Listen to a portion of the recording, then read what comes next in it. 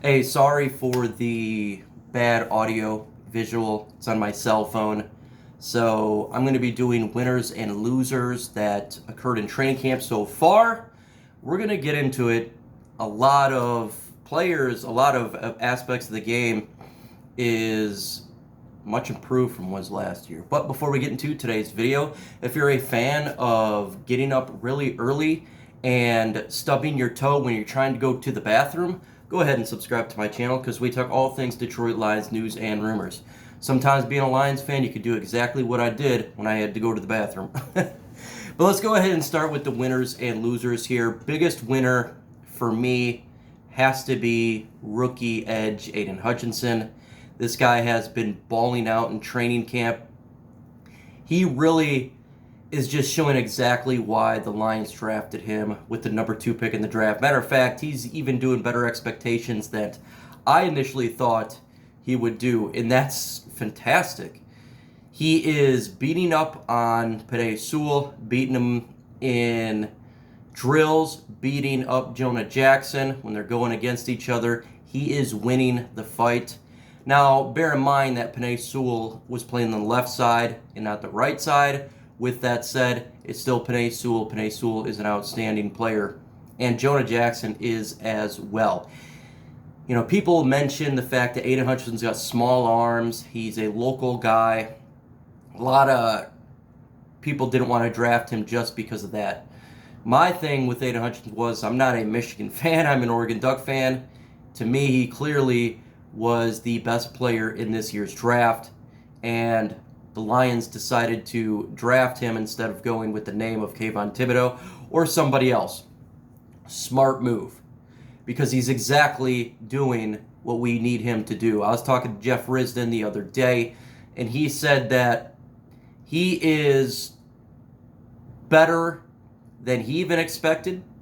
He said what he's doing is phenomenal, and he was comparing him to the edge that the Cleveland Browns took a couple years ago. You know, the guy that got in a fight with quarterback from Steelers. He said he is not quite to his level at this point, but it really, really close, like right next to it.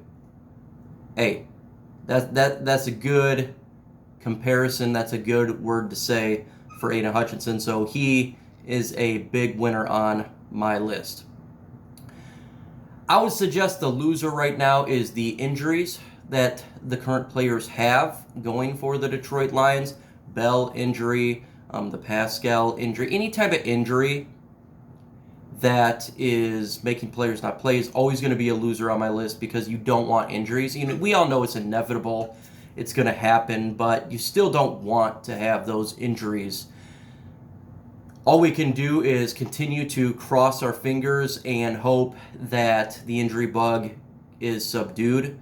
And, you know, if there is going to be injuries, it's not big. You know, it's nicked up instead of long-term injury.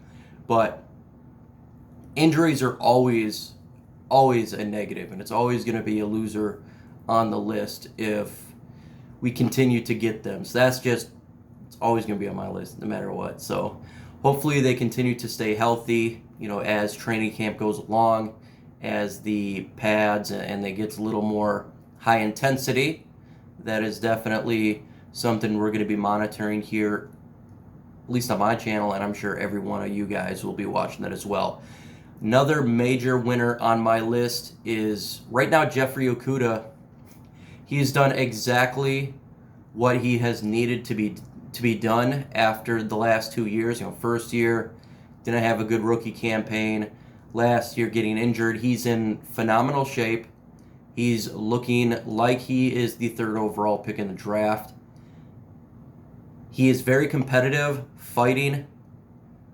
That is exactly what you want. Again, you want a guy that's getting, you know, a little intense there. You know, he's been talked about. He knows it about the B word, the bust factor. Now, I'm not saying he's a bust as of right now. I always give players 3 years. This is year 3. You know, his unfortunate injury last year. There's not much you can do. It can happen to pretty much anybody. But he has taking it up a notch. That's awesome. Hopefully it continues to trend that way. You just want to keep seeing him trend in a positive direction. So that's a winner on my list because of the direction that he's going. Another one on my list here is Will Harris, competing for that number 2 spot with Jeffrey Okudah. Switching from safety to corner was a very smart move by this coaching staff. Clearly last year he was more comfortable at that position. I was hoping they would switch him. They did switch him officially, and he's aggressive. He's physical. He's competing for number 2. He wants that fight. I have nothing but praise for that. I've been down on Will Harris as a safety, but I'm rooting for him like hell as a corner. And he's done great with every opportunity he has gotten. I mean, just think about this. The guy was a safety switching to corner. Generally, it's the opposite way around. He knew there was fans talking about him, and he just grasped it with open arms. Aaron Glenn, everybody that helped him out, great job. And you're seeing a trend with these players that they're willing to do whatever it takes to succeed. That is something I don't think you would notice with other players for our previous coaching regime of Matt Patricia. So clearly the coaching staff has done a good job with these players. And Will Harris is doing everything he can. And it does look like he's going to make the 53-man roster. Look, if he is the second best corner on this team, even though I really want Jeffrey Okudah out there because I want to see what he has, I understand playing the best 11, and I want to win football games. You still want to see Jeffrey Okudah out there because, again, we're talking about the 3rd overall pick, but if he is playing his tail off and he has earned it, and he can smoke, let's get it on. Winner on my list here, Quintez Cephus. Fighting to make this roster. Getting like him and Okudah smashing it up. I love it. I love it when you're seeing a guy fight as hard as hell to make this roster. That's exactly what's going on. And Quintez Cephus understands that there's a lot of wide receivers as a lock for this position. He may not be a lock, and to me, he should be. I love Quintez Cephus. I love his physicality. He brings a different dimension to the wide receiver room. A lot of speedy receivers. He's slower but physical, can get open, find the hole in the defense, get to it. Great at contested catches. Absolute stunner and winner on my list. Right now, I would say David Blough is a loser on my list. It looks like Tim Boyle is beating him up a little bit more in training camp for that number 2 spot. Now, there was competition in OTAs and minicamp, and he was taking some rounds with the second string. Now, he still can do better, but I expect a little bit more from David Blough. We'll see it goes on.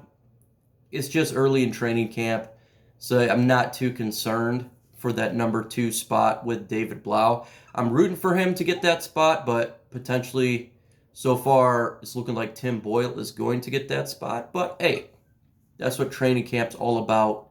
That's what camp is continue to compete. You're going to have up and downs. Maybe have a little more ups here soon for the Lions in his practice there. Big winner on my list, Jared Goff, quarterback here. He's had some down moments in training camp, but so does everybody.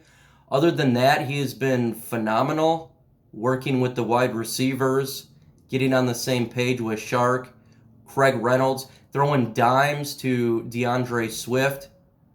Yes, he's had a boneheaded interception here and there, but that's what you expect when you're starting to throw more balls down range. This is just what you expect, and they're being a little more aggressive here. This is different than last year. Not aggressive, not many balls thrown downfield. It was more check down Charlie. Now it's different. They're getting more aggressive. They're working on deep routes a little bit more And when you got Shark and you Williams at some point is going to come back, you're going to have that in your offense. We know what you can do with the checkdowns, but we need to be more aggressive downrange. And so they're doing that a little bit more. 2-minute drill. You're going to have those mistakes in the 2-minute drill. Red zone, though, he's been getting those touchdowns. And I think that's the most important part from the QB position is getting those touchdowns in the red zone, not field goals, but touchdowns. Really, really important from my side of this because we got to get touchdowns. TJ Hockenson is a winner as well. Looking phenomenal in training camp. What else are you going to say? It's TJ Hockenson. We know this. Just got to continue to stay healthy and dominate. But he's a winner. Absolutely. And it's crazy when you're saying just a winner, like he's looking really good, and it's not that big of a thing, right? But it is a big deal. So no doubt about it. Loser. I would say the tight ends after TJ Hockenson, we still really don't know who's going to get in there. You have some flashes here and there, but still the battle continues to go on from the number 2, number 3 tight end position for sure. Same with the linebacker battle. I don't want to say it's really a loser, but we just don't know yet what's going on with that. Still up in the air. I guess it's a question mark for this video. It's going to go on till preseason week 3. Let's be honest. So that one's going to be a while. But I appreciate everybody listening to my video. We will get back on the computer, hopefully starting tomorrow, where you get your normal visual, normal audio. And it's not off my cell phone while I'm sitting in a hotel. It will be in an office with my computer. So make sure you hit that notification bell, subscribe to the channel if you haven't done so. With that said, folks, adios.